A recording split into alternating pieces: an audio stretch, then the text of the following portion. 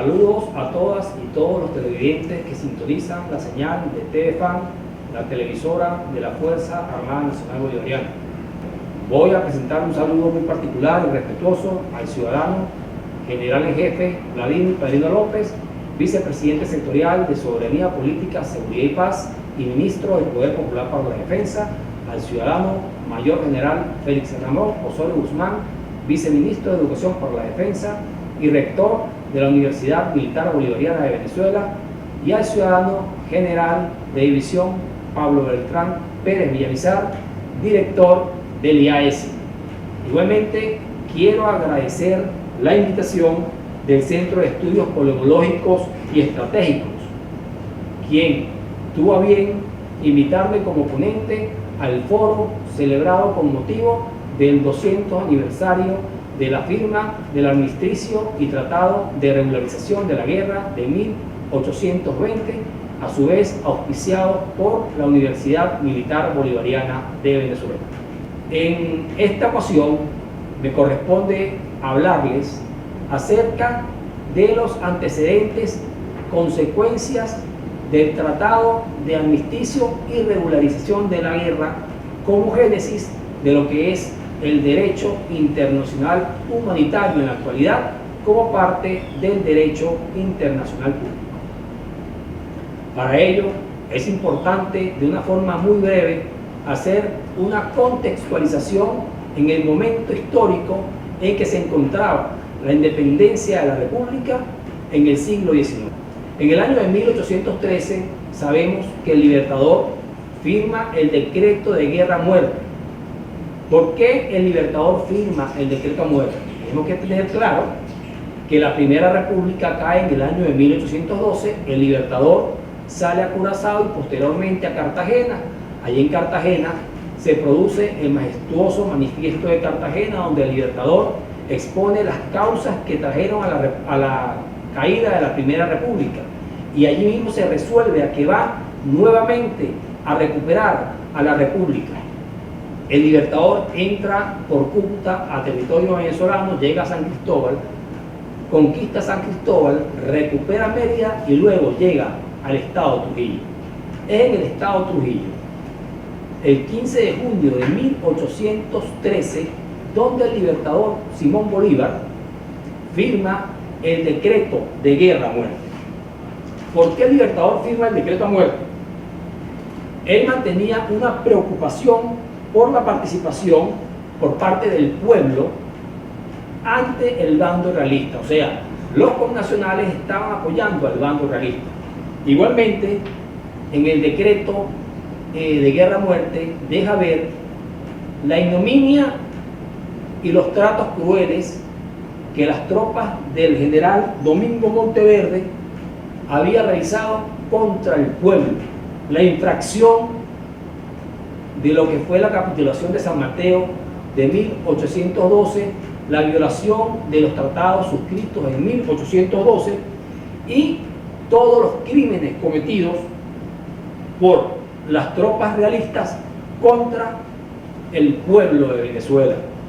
Entonces, el Libertador Simón Bolívar se resuelve a luchar fielmente para recuperar el territorio venezolano y a llamar a todos los venezolanos y españoles para que se sumen a la causa independentista que él acababa de iniciar con la entrada por San Cristóbal en 1813 como inicio de la campaña Admirable. El decreto de guerra a muerte en sus últimas partes establece y ordena el pensamiento y la intención del Libertador.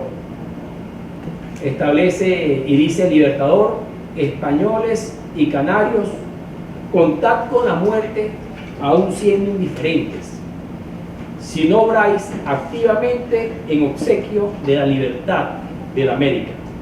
Americanos, contad con la vida aún cuando seáis culpables. Este decreto de guerra a muerte marca la forma de combatir por el ejército patriota contra el ejército realista. El decreto de guerra-muerte tiene una vigencia de 7 años hasta el año de 1820.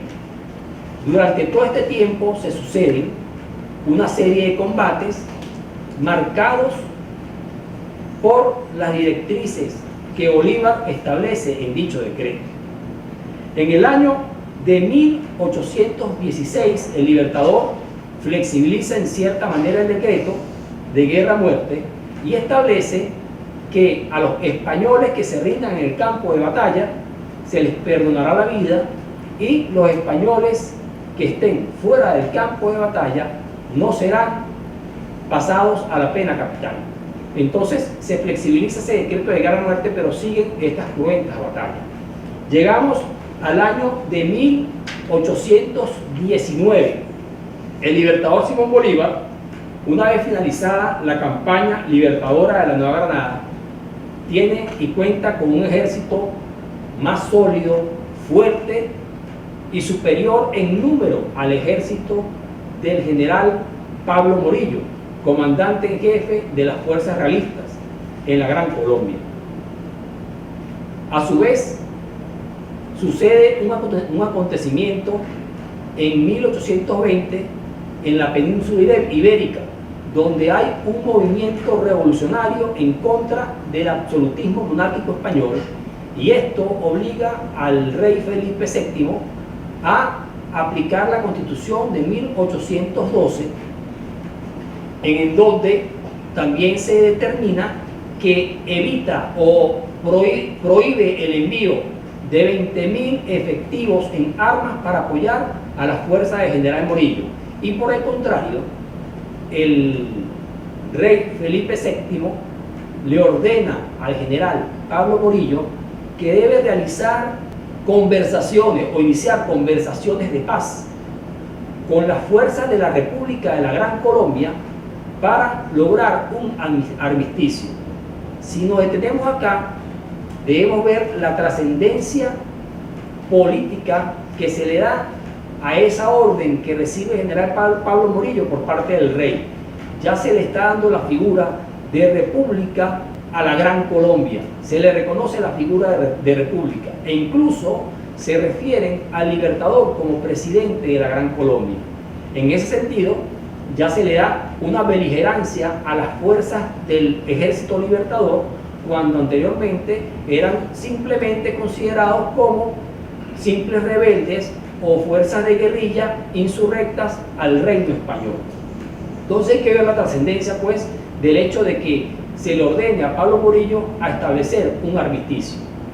En el año de 1820 no hubo mayores combates durante todo el año. A final ya del mes de noviembre de 1820 comienzan las conversaciones entre el libertador Simón Bolívar y Pablo Morillo. Quiero hacer referencia, pues, en este momento, a que Morillo invita al Libertador a que se firme el armisticio con unas condiciones. El Libertador propone la suya y comienzan las negociaciones. Cada uno de los bandos beligerantes proponen unos comisionados o negociadores, dentro de los cuales ya sabemos, pues, que por la parte realista estuvo constituido por Juan Rodríguez del Toro, Ramón Correa y Francisco González de Linares, y por la parte patriota estuvo integrado por el general de brigada Antonio José de Sucre, coronel Pedro Briceño Méndez y el teniente coronel José Gabriel Pérez. Muy bien, una vez que inician estas conversaciones, el presidente de la República de la Gran Colombia, Libertador Simón Bolívar, le escribe al general Pablo Morillo en respuesta de la solicitud del armisticio. Y voy a permitirme brevemente leer la carta que en fecha 3 de noviembre le remite el libertador Simón Bolívar al general Pablo Morillo. Dice el libertador Simón Bolívar: tengo el honor de acusar a vuestra excelencia el recibo de sus notas oficiales de 20 y 29 del próximo pasado, que ha puesto en mis manos el capital real. Considerando que los señores diputados de vuestra excelencia envían mi cuartel general, son bien dignos de emplear sus buenos oficios en favor de la humanidad. Aprovecho de esta oportunidad para suplicar a vuestra excelencia se sirva autorizarlos plenamente para que concluyan con el gobierno de la República un tratado verdaderamente santo que regularice la guerra de los horrores y crímenes que hasta ahora ha inundado de lágrimas y sangre a Colombia, y que sea un monumento entre las naciones más cultas de civilización, liberalidad y filantropía. Entonces el presidente, cuando el general Pablo Morillo le solicita la firma del armisticio, el presidente aprovecha y solicita la firma de un tratado de regularización de la guerra. Posteriormente, el 21 de noviembre de ese año 1820, en Trujillo comienzan las reuniones de los negociadores. 21 de noviembre, 22, 23, 24. En estos días los negociadores llevaban la resulta de las propias negociaciones hacia los jefes militares de ambos bandos. Ellos corregían, aprobaban, desaprobaban, pero siempre con el ánimo de buscar un acuerdo y la firma de dichos tratados. El general Pablo Morillo, ubicado en Caracha, conviene pues el 25 de noviembre firmar el primer tratado, que es el tratado del armisticio. En dicho tratado se expone o se presenta un cese de todas las hostilidades y actuaciones militares por un lapso de 6 meses prorrogados a 1 año, en donde las unidades militares patriotas y realistas deben permanecer en los lugares que ocupan al momento de la firma del armisticio. Este tratado, en enero de 1821, se incumple bajo un ámbito de legalidad por parte de las tropas patriotas, ya que la provincia de Maracaibo, siempre que había estado bajo control del Reino de España, se subleva y se apega al movimiento patriótico de independencia. El general Rafael Urdaneta asiste rápidamente a la provincia de Maracaibo, deponen a su gobernador y toman el control de la provincia de Maracaibo. Ya para 1821 de enero, ya el general Pablo Morillo se había ido a España y estaba el general de la Torre como comandante jefe de las fuerzas realistas. El general de la Torre reclama al Libertador que por qué había faltado el tratado de armisticio, y él establece que lo hace bajo un fundamento de legalidad. Entonces, a raíz de esto se anuncia que ya para mayo el tratado de armisticio se rompe y van a comenzar las hostilidades que en lo próximo van a desencadenar en la campaña de Carabobo de 1821. El tratado de armisticio para el ejército patriótico fue de gran provecho, ya que durante ese tiempo se organizó y se planificó lo que iba a ser la campaña de 1821. Entonces, ese tratado se firma el 25 de noviembre de 1820. El 26 de noviembre de 1820 se firma el Tratado de Regularización de la Guerra. Este Tratado de Regularización de la Guerra, el cual consta de 14 artículos, es firmado el 26 de noviembre, y el 27 de noviembre se sellan estos acuerdos con el histórico encuentro entre el libertador Simón Bolívar y el general en jefe Pablo Morillo en la población de Santa Ana, Estado Trujillo. Histórico encuentro donde dos jefes militares, uno parte de la realeza española, del ejército invasor y colonizador, se encuentra y se reúne con el paladín de la libertad de América, el libertador Simón Bolívar. Acá es necesario detenernos para entonces hablar de el contenido jurídico del Tratado de Regulación de la Guerra. De este tratado, el libertador Simón Bolívar nombra como principal negociador al general Antonio José de Sucre. A él se le observa como el artífice del contenido del Tratado de Regularización de la Guerra. Al observar pues nosotros y al analizar en qué consiste el Tratado de Regularización de la Guerra y el propósito del tratado, encontramos lo siguiente.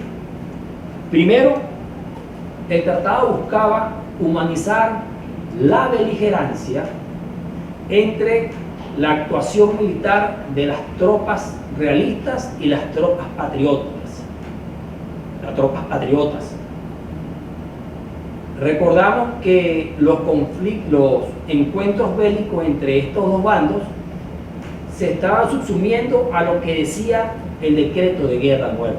Entonces buscaba humanizar esa beligerancia, ese combate entre estos dos bandos. Por segundo propósito, tenía el Tratado de Regularización de la Guerra el respeto a los prisioneros de guerra y el canje de los prisioneros de guerra entre ambos bandos, que en función a su grado y jerarquía debían ser tratados y debían ser canjeados cuando fuera requerido. Un tercer propósito que perseguía el Tratado de Regularización de la Guerra era no involucrar y proteger a los civiles que no formaban parte del conflicto de las poblaciones y territorios ocupados por ambos bandos. O sea, se le daba una condición de protección a las personas que no participaban dentro del conflicto o dentro de los encuentros y las batallas que se sucedían en esta época. Luego, otro propósito es el trato humano y considerado a todos los heridos en el campo de batalla, cómo debían ser tratados. Y como último propósito, se establecía los honores que debían rendirse a los fallecidos de ambos bandos, indistintamente en el terreno que hayan caído, que debían enterrarse con honores, tratarse con honores o devolverse en caso de ser requerido por el bando contrario. Aquí vemos pues que el general Sucre, con este tratado de regularización de la guerra, se adelanta a más de 4 décadas de lo que es para el derecho internacional público el antecedente del derecho internacional humanitario, como lo es el acuerdo del primer convenio de Ginebra de 1864. Vamos a recordar, para el derecho internacional humanitario se tiene como antecedente más reciente histórico fue lo sucedido en la batalla de Solferino, cuando un banquero suizo de nombre Henry Dunant observa todas las atrocidades de Solferino y resuelve crear el Comité Internacional de la Cruz Roja bajo auspicio del gobierno suizo, y posteriormente resuelve y motiva al gobierno suizo a que convoque el primer convenio de Ginebra, el cual se refería a la suerte que corrían los militares en campaña. 1864. Hubo una serie de convenios posteriormente en función a estos tratados, pero no fue sino hasta 1949 que comienzan a promoverse, después de la Segunda Guerra Mundial, los 4 convenios de Ginebra. Entonces, si comparamos el contenido del Tratado de Regularización de la Guerra, podemos observar que en los 14 artículos del Tratado de Regularización de la Guerra está contenido lo que en 1949 se configura como primero, segundo, tercero y cuarto convenio de Ginebra, más los 2 protocolos adicionales en 1977. El primer convenio de Ginebra de 1949 se refiere a la protección de los heridos y enfermos de la Fuerza Armada en campaña. El segundo protege a los heridos y enfermos en los naufragios. El tercer convenio se aplica a los prisioneros de guerra y el cuarto convenio a la protección de civiles en territorios bajo ocupación de fuerzas militares. Vemos entonces que en los 14 artículos del Tratado de Regularización de la Guerra se plantean todos esos aspectos y como otro elemento trascendente se tiene que en el artículo número 10 del Tratado de Regularización de la Guerra se hace prueba o se hace uso del principio del indubio pro reo, donde establece que los prisioneros de guerra existentes antes de la firma de dicho tratado deben tener el trato que este tratado de regularización establece para los bandos en conflicto. Con esto quiero significar la importancia trascendental desde el punto de vista jurídico que tiene dicho tratado como parte de los orígenes y génesis del derecho internacional humanitario y a su vez como parte del derecho internacional público. Con esto finalizo esta breve disertación. Espero pues que haya sido de su completo agrado y utilidad, y para que tengan el conocimiento de la importancia que constituyó esta firma del Tratado Histórico de la Regularización de la Guerra, que continúa vigente y fue auspiciado y fue tomado para otros conflictos internacionales dentro de esta era moderna y contemporánea.